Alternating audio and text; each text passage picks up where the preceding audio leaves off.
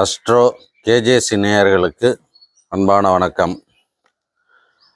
14/4/2026 செவ்வாய்க்கிழமை காலையில் 6:55க்கு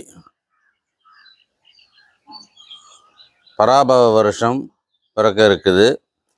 அந்த பராபவ வருஷம் பிறக்கக்கூடியது நாட்டுக்கும் நாட்டு மக்களுக்கும் எப்படி இருக்குன்றதை பற்றி பார்ப்போம். நாட்டு மக்களுக்கு முதல்ல பார்த்துருவோம். நாட்டு மக்களுக்கு எப்படி இருக்குது அப்படின்னு எடுத்தோம்னா, ராஜா குரு அப்படின்னும் போது நல்ல பலனை தான் கொடுக்கக்கூடியவராக இருக்கார். நாட்டு மக்களுக்கு நல்ல முன்னேற்றத்தை கொடுக்கும். அதே மாதிரி மந்திரி அப்படின்னு எடுத்தோம்னாக்கா செவ்வாய் மந்திரியாக இருக்கிறார் அப்படின்னா போர்க்குணம் கொடுக்கக்கூடியதாக இருக்கும். மேலை நாடுகளெல்லாம் கொஞ்சம் போரெல்லாம் கொஞ்சம் அதிகரிக்கக்கூடிய வாய்ப்பாக இருக்குது. ஆனால் நம்ம உள்நாட்டில் அரசியல் குழப்பங்கள் இருக்கும். இதில் அர்க்காதிபதி சந்திரன், தானியங்கள்லாம் மலிவாக தான் கிடைக்கும். சஸ்யாதிபதி சுக்கிரன், அதுவும் தானிய வகைகளை குறிக்கக்கூடியது தான். நம்ம உள்நாட்டில் விளையக்கூடிய பொருட்கள்லாம் அதாவது விலை மலிவாக நம்மளுக்கு கிடைக்கக்கூடியதாக இருக்கும். மக்களுக்கு ரொம்ப யோகமாக இருக்குது. சஸ்யாதிபதி சுக்கிரன், அதுவும் நல்லா இருக்குது. தானியாதிபதி புதன், தானியாதிபதி வளர்ச்சி அடையக்கூடியதாக தான் இருக்குது. ரசாதிபதி சூரியன் அப்படின்னும் போது ரச வர்க்கங்கள், அதாவது குரூடாயில், பெட்ரோலு, அந்நிய பொருட்கள்லாம் வரக்கூடியதெல்லாம் கொஞ்சம் நம்மளுக்கு தட்டுப்பாடு இருக்கக்கூடியதாக தான் இருக்குது. அதெல்லாம் கொஞ்சம் கிடைக்கிறது கஷ்டமாக கூட இருக்கலாம். நீரசாதிபதி சுக்கிரன், சேனாதிபதி சந்திரன், மேகாதிபதி சந்திரன், ரெண்டுமே அவங்க தான். இது நம்மளுக்கு தென்கிழக்கு பகுதியில் மேக உற்பத்தி ஆகி பூமியில் 4 பங்கு மழை பெய்யக்கூடியதாக இருக்குது. வருட தேவதை அப்படின்னு எடுத்தோம்னா லட்சுமி நாராயணன் அப்படின்னும் போது பொருளாதார வளர்ச்சி நம்மளுக்கு நல்லா தான் இருக்கும். ரொம்ப ராஜதந்திரத்தோட அரசியல் நடத்தக்கூடியதாக இருக்கும். பசுநாயர்கள் பாலபத்திரர் அப்படின்னும் போது கால்நடை வளர்ச்சியெல்லாம் நல்லா இருக்கு.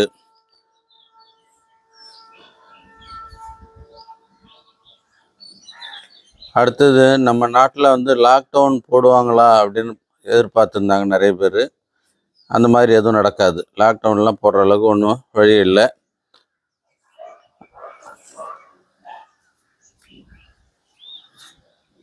செல்வந்தர்களுக்கு கொஞ்சம் பண நஷ்டங்கள் ஏற்படுறதுக்கு வாய்ப்பு உண்டு.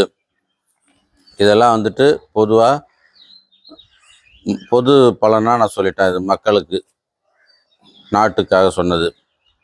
இப்போ ஒவ்வொரு ராசிக்காரர்களுக்கும் எடுத்து பார்த்தோம்னா, மேஷ ராசிக்கு வருவாய் பெருக்கம் நல்லா இருக்கும். அதே மாதிரி செலவுகள் ரொம்ப கம்மியாக இருக்கும். புதிய முயற்சிகள் அவங்களுக்கு வெற்றியை கொடுக்கக்கூடியதாக இருக்குது. மேஷராசிக்காரர்களுக்கு இந்த வருஷம் நல்ல பலனாக இருக்குது. ரிஷப ராசிக்கு விரயம் அதிகரிக்கக்கூடியதாக இருக்குது. வரவுக்கு மேலே செலவுகள் அதிகமாக இருக்கும். அவங்களுக்கு முன்னேற்ற தடைகள் கொஞ்சம் இருக்கும். பொருளாதாரத்தில் தடைகள் ஏற்படும். வளர்ச்சி கொஞ்சம் கம்மி தான். மிதுன ராசிக்கு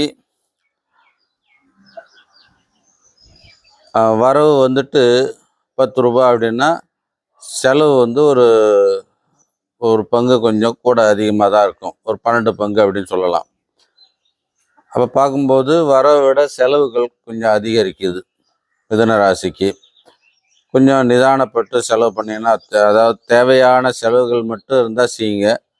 தேவையில்லாத செலவுகள் அப்படின்றத எப்படி நீங்கள் முடிவு பண்ணி செய்கிறீங்களோ அதை பொறுத்து உங்களுடைய முன்னேற்றங்கள் நல்லாயிருக்கும்.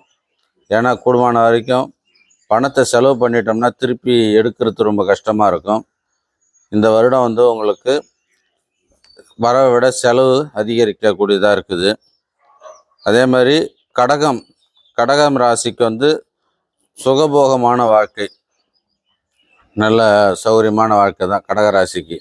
சொத்து சேர்க்கையெல்லாம் ஏற்படும், பொருளாதாரத்தில் முன்னேற்றம் ஏற்படும், வளர்ச்சி உண்டு, குடும்பத்தில் சுப நிகழ்ச்சிகள்லாம் நடத்தக்கூடியதாக இருக்குது. உங்களுக்கு வந்துட்டு நல்ல பலனாக தான் இருக்குது. உடல் ஆரோக்கியம்லாம் ஏற்படும். சிம்ம ராசிக்கு வந்து சம பலனாக இருக்குது. வரவு 10 ரூபா அப்படின்னா செலவும் 10 ரூபாயாக இருக்கும். கொஞ்சம் நிதானித்து செயல்பட்டால் நல்லது. ஆனால் செய்ய வேண்டிய சூழ்நிலைகள் அப்படி தான் வரும். பணம் வந்து ஒன்றும் மிச்சப்படுத்தி வைக்கிற அளவுக்குலாம் இருக்காது. 10 ரூபா வந்ததுனாக்க 10 ரூபா செலவு, அதுக்கு தகுந்த செலவு கரெக்டாக இருக்கும். அதனால் குழப்பங்கள் ஒன்றும் அதிகம் கிடையாது, சம பலனாக தான் இருக்குது. அடுத்தது கன்னி ராசி. கன்னி ராசிக்கும் அதே மாதிரி தான். வரவு 10 ரூபா அப்படின்னா செலவு 2 ரூபா கூட தான் இருக்குது.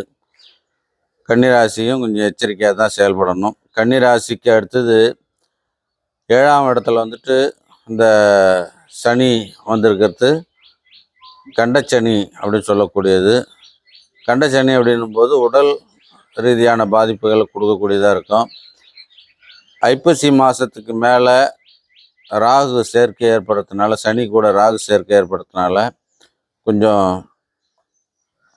முடக்கி போடக்கூடியதாக இருக்கும். ரொம்ப உடல்நலி பிணிகள்லாம் ஏற்படுத்தக்கூடியதாக இருக்கும். கால் பகுதிகள் பாதிப்பு கொடுக்கக்கூடியதாக இருக்கும். கொஞ்சம் எச்சரிக்கையாக இருங்க. துலாம் ராசி செலவுகள் அதிகரிக்கக்கூடியதாக இருக்குது. துலாம் ராசிக்கு வந்துட்டு அபரிமிதமான செலவுகள் இருக்கும். வரவை விட அதிகப்படியாக செலவு தான் அதிகமாக இருக்குது. அவங்களுக்கு கூடுமான வரைக்கும் எதிரிகளை சமாளிக்கக்கூடியதாக போராட்டமாக இருக்கக்கூடியதாக இருக்குது. கண் திருஷ்டி, ஓமல், அந்த மாதிரி இதெல்லாம் கூட அவங்களுக்கு தாக்கத்தை உண்டு பண்ணும். அடுத்தது ரொம்ப எச்சரிக்கையான வார்த்தைகளை விடணும். வார்த்தைகளை விட்டுட்டாக்கா அவங்க வந்துட்டு திருப்பி அதை இது பண்ண முடியாது. அந்த வார்த்தையை அவங்களுக்கு எதிர்ப்பாக நிற்கக்கூடியதாக இருக்குது. ரொம்ப எச்சரிக்கையாக செயல்படணும். விருச்சிக ராசிக்கு வருவாய் பெருக்கம் உண்டு. விருச்சிக ராசிக்கெல்லாம் முன்னேற்றம் உண்டு. பொருளாதாரத்தில் நல்ல முன்னேற்றம் இருக்கும், தொழில் முன்னேற்றம் இருக்கும். பிள்ளைங்களுக்கு செய்ய வேண்டிய செலவுகளும் கொஞ்சம் இருக்க தான் செய்யுது. எப்படி இருந்தாலும் வளர்ச்சி உண்டு. கணவன் மனைவிக்குள்ள ஒற்றுமை எல்லாம் இருக்கும். தொழில் வளர்ச்சி அதேமாதிரி நல்லா இருக்குது உங்களுக்கு. அடுத்து தனுசு ராசிக்கு சகல சம்பத்தும் உண்டு, சுகபோகமான வாழ்க்கை. அவங்களுக்கு தேவையானது அனைத்தும் இந்த ஆண்டு கிடைக்கக்கூடியதாக இருக்குது. ஆனால் 4ஆம் இடத்துல இருக்கக்கூடிய சனி அது கொஞ்சம் உடல் உபாதைகளை கொடுக்கக்கூடியதாக தான் இருக்கும். இது வந்துட்டு காலபுருஷனுக்கு வந்து 12ஆம் இடமா அந்த சனி வந்து உட்காந்துருக்காரு. அதனால் போக்குவரத்தில் கொஞ்சம் எச்சரிக்கையாக இருக்கணும். வெளிப்பயணங்கள்லாம் கொஞ்சம் எச்சரிக்கையாக இருக்கணும். வெளியில் போயிட்டு எங்கேயாவது மாட்டிக்கிட்டீங்கன்னாக்கா திரும்பி வர்றதுக்கு கொஞ்சம் கஷ்டமாக இருக்கும். உள்நாட்டிலேயே இருக்கிறதுக்கு கூடுமான வரைக்கும் முயற்சி பண்ணுங்கள். உள்நாட்டில் இருக்கிறது உங்களுக்கு நல்ல பலனை கொடுக்கும். சுகபோகமான வாழ்க்கை தான், ஒன்றும் தப்பு இல்லை. அடுத்தது மகர ராசி. மகர ராசிக்கு வந்துட்டு வறுமை, பேர் புகழெல்லாம் கெடுக்கக்கூடியதாக இருக்குது. பொருளாதாரத்தில் சிக்கல் வரும், பணம் பற்றாக்குறை ஏற்படும், தொழிலில் வந்துட்டு முடக்கு ஏற்படுறதுக்கான வாய்ப்பு இருக்குது. வெளிநாட்டு பயணங்கள்லாம் வந்து உங்களுக்கு இந்த சமயம் சரி கிடையாது. அதெல்லாம் கொஞ்சம் எச்சரிக்கையாக செயல்படுங்க. பார்த்து கூடுமான வரைக்கும் பண விஷயத்தில் ஏமாற்றம் அடையக்கூடியதாக இருக்குது. எங்கேயும் வெளியில் கொடுத்து ஏமாறக்கூடியதெல்லாம் இல்லாமல் கொஞ்சம் பார்த்துங்க. கொடுத்த பணமும் வர்றது கொஞ்சம் கஷ்டமாக இருக்கும். வெளிப்பயணம் அதாவது வெளியில் கொடுத்த பணம்லாம் வர்றது கொஞ்சம் கஷ்டமாக இருக்கும். கும்பராசிக்கு நோய் பொருள் இழப்பு அப்படின்னு சொல்லி வந்துருக்குது. கும்பராசிக்கு அவங்களுக்கு, அதாவது அவங்களுக்கும் அதே தான் சொன்னேன். வாக்கு வார்த்தைகள் வந்து அவங்களுக்கு எச்சரிக்கையாக இருக்கணும். வாக்கு கொடுத்துட்டோம் அப்படின்றதுக்காக வந்துட்டு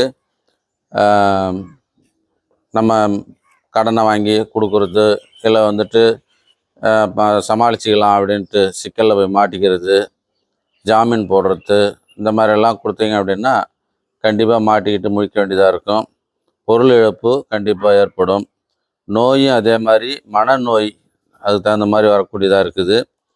மனநோய் வந்துருச்சு அப்படின்னாக்கா அதுலேருந்து வெளியே வர்றது ரொம்ப கஷ்டமாக இருக்கும். மன அழுத்தம் இல்லாத அளவுக்கு கொஞ்சம் பார்த்துங்க. மீன ராசி,